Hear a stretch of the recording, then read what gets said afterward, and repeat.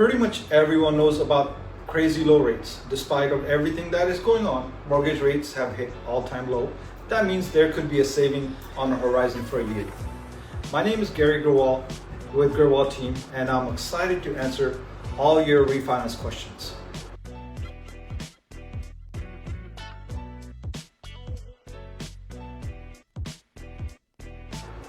First thing first, what does refinance mean? Refinance means that you swap out your current mortgage for a newer one that offers better terms.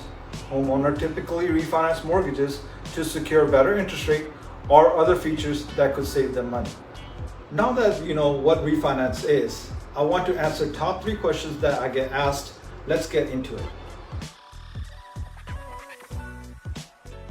Can I refinance to reduce my monthly mortgage payment? When you're refinancing your mortgage, it is out with the old, in with the new. Your new mortgage could have longer terms, lower interest rates, which will absolutely save you money each month.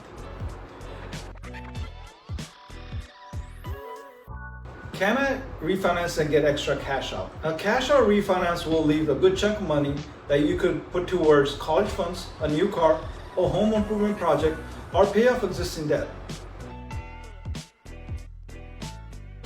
When is the right time to refinance? After seeing a recent nosedive in interest rates, this is a question most homeowners are asking.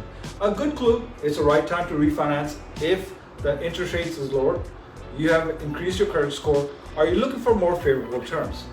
The only way to find out for sure if it's the right time to move forward is by chatting with me.